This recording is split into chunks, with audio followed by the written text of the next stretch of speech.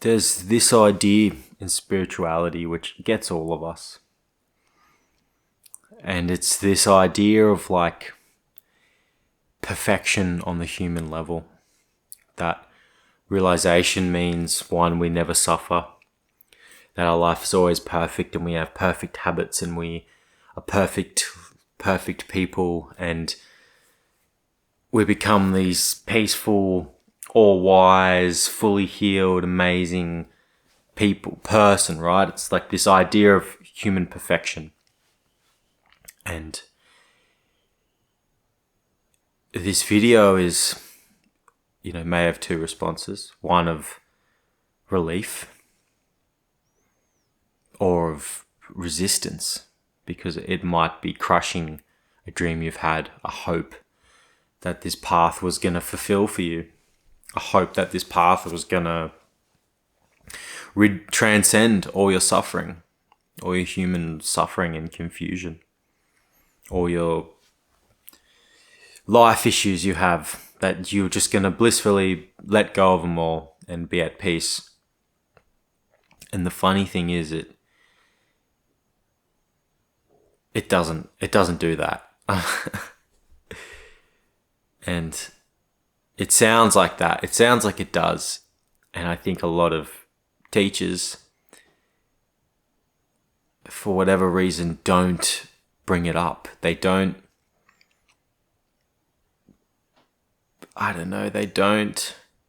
tell you that you're still going to suffer, even after deep realization. That you're still going to have doubts about yourself. That you're still going to try and, not try, but you're still going to worry about your weight. You're still going to, try seek love and validation and all, just all these human things, because there's a body here. And the body is essentially just an animal. And the body has desires, needs, and wants, and is by nature kind of imperfect. And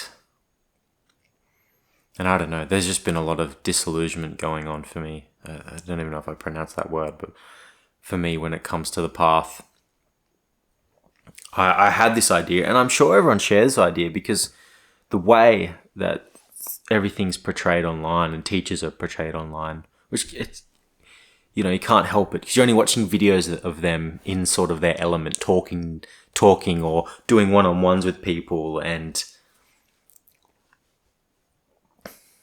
they all seem very perfect. But as I've seen snippets of it, well, I've seen like Jeff Foster, for an example, had a big, phase of, he came across a chronic illness, I believe, and he said he'd met a lot of other non-duality teachers, and they're all having human issues, right? Problems and sufferings and toxic relationships and all these. And another example I can think of is Adyashanti. He retired, semi-retired recently, but he had been suffering from chronic pain and had developed PTSD. So there was a lot of suffering for him. And though the truth of awakeness remained for him, there's still a lot of suffering. And it seems like there's not a way out of suffering. And now that may sound like horrible news, like it's like not what you want to hear. Because why most of us get on this path, I think at our core, is we don't want to suffer anymore. We're tired of suffering. We're tired of the human game of this whole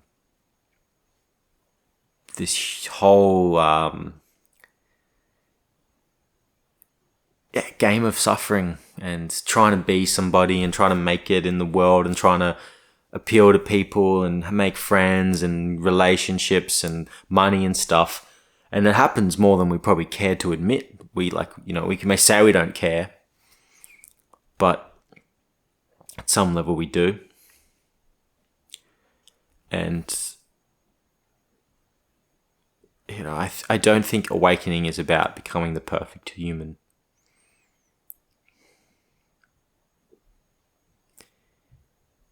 I think it's about making this mess, right? This world which is a mess, to say the least. Right? It's a bit of a mess. There's lots of beautiful parts, but if we look at society and as a whole and how the world's going as a whole, it's a mess. And I think it's about making this mess our home. And the mess within ourselves and the world. And somehow being at home with it all.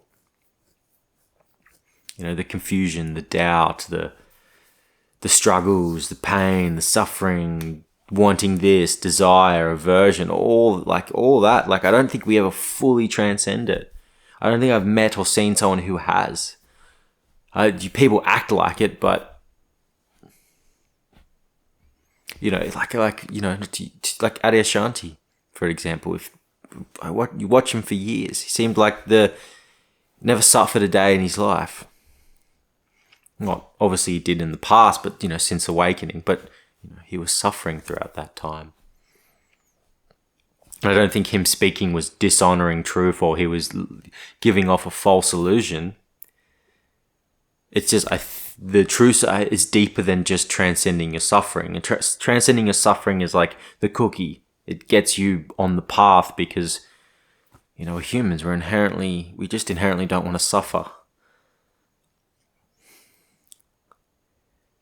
But it's this weird thing of being at home in the suffering, of making it your home. And I hope that sort of transmits a bit. And just accepting we're never going to be this perfectly liberated, free from suffering being. Not that we don't try anymore, but that we don't continue to practice and meditate and heal. Because at that point, it doesn't matter what you do. But because there is a part, right? We do transcend at one point, in the past, or we start to wake up. But then there's this movement of just radical acceptance. Radical acceptance of where we're at and where we are, and a radical acceptance of the world. Even if that means radically accepting your own suffering right now, without trying to transcend it at all.